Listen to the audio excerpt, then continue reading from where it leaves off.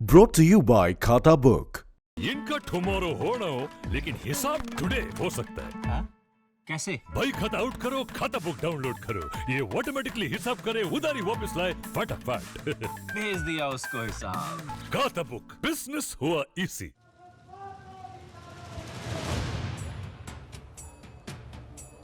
हमारे साथियों जिनके लिए आप पर्चे बिछाए थे वो सभी लोग हम लोग के बीच में हद तक पहुंच चुके। 2019 की ये दोस्ती 2020 में दुश्मनी में बदल गई। लोकसभा चुनाव में मायावती और अखिलेश की जोड़ी बनी जरूर, लेकिन दौड़ी नहीं और चुनाव हारी तो टूट गई। वो टूटन इस हद तक बढ़ गई है कि मायावती अगले विधान परिषद के चुनाव में बीजेपी को भी वोट दे सकती है। अर्थात सपा के दूसरे खड़े किए जाने वाले उम्मीदवार को हराने के लिए अपनी पूरी ताकत लगा देगी बीएसपी जो है, और इसके लिए चाहे पार्टी के विधायकों को इनके उम्मीदवार को हराने के लिए बीजेपी व अन्य किसी भी विरोधी पार्टी के उम्मीदवार को ही अपना वोट क्यों न देना पड़ जाए। कहते हैं राजनीति में कोई अस्थायी दोस्त या दुश्मन नहीं होता। मेरे मुलायम कांशीराम हवा हो गए, जय श्री राम। 1993 में समाजवादी पार्टी के मुलायम सिंह यादव ने बीएसपी के कांसीराम से गठबंधन किया था, जिसने यूपी के विधानसभा चुनाव में बीजेपी की सत्ता की उम्मीदों को धूल में मिला दिया। लेकिन जब बीएसपी ने 1995 में मुलायम सरकार से समर्थन वापस लिया तो लखनऊ में गेस्ट हाउस में मायावती के साथ दुर्व्यवहार हुआ। लेकिन 24 साल बाद पिछले साल अखिलेश और माया फिर एक हुए तो मायावती ने गेस्ट हाउस केस को वापस ले लिया। आज सियासी पाला बदला तो मायावती को इसका बड़ा अफसोस है। वैसे तो पिछले साल लोकसभा चुनाव में बुरे नतीजे के बाद ही एसपी बीएसपी का रास्ता अलग हो गया था, लेकिन यूपी में 10 सीटों पर हो रहे राज्यसभा चुनाव ने रिश्ते को और खराब कर दिया। बीजेपी के पास 395 की विधानसभा में 306 विधायक हैं।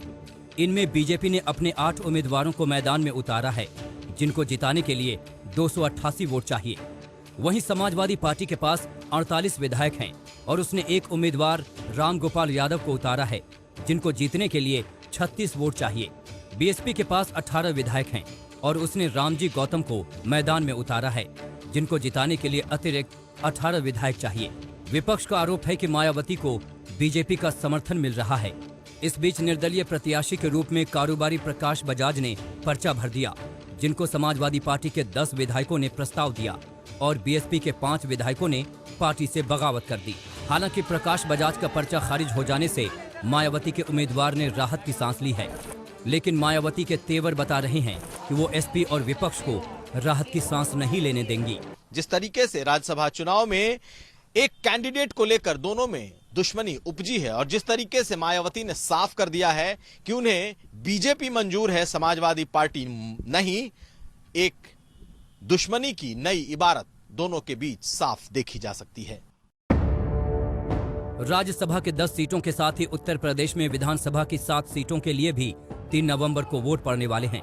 उनमें सबसे अहम बांगरमऊ सीट है, जहां गैंगरेप मामले में घिरे बीजेपी विधायक कुलदीप सेंगर की सदस्यता रद्द होने के कारण उपचुनाव हो रहा है। उनका फैक्टर है, उसका पार्टी को लाभ उठाना चाहिए। मैं आपके सामने हूँ। तो वो इस वक्त जेल में हैं, लेकिन उनका फैक्टर काम कर रहा है मतदाताओं पर। आपको उनके प्रति सहानुभूति मतदाताओं में है। अगर वो जेल से भी चुनाव लड़ते तो निश्चित जीतते। बीजेपी के खिलाफ कांग्रेस ने आरती वाजपेयी को उतारा है, जो पुरानी विरासत का हवाला देकर जीत की आस बंधाए बैठी हैं। बांगरमऊ के अलावा देखें तो लोगों की नजर जौनपुर के मलहनी सीट पर भी है, जहां निर्दलीय विधायक के रूप में बाहुबली धनंजय सिंह लड़ रहे हैं, जो निर्दलीय ही 2002 में यहां से जीत चुके हैं।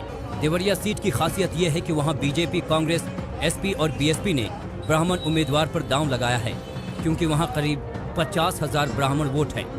अमरोहा की नौगांवा सीट से योगी सरकार में मंत्री रहे और पूर्व क्रिकेटर चेतन चौहान की पत्नी संगीता चौहान किस्मत आजमा रही हैं। इनके अलावा बुलंदशहर सदर, कानपुर के घाटमपुर और फिरोजाबाद की टुंडला सीट के लिए 3 नवंबर को वोट डाले जाएंगे। इन सीटों पर जीत से पता चलेगा कि उत्तर प्रदेश में राजनीति किस करवट बैठेगी।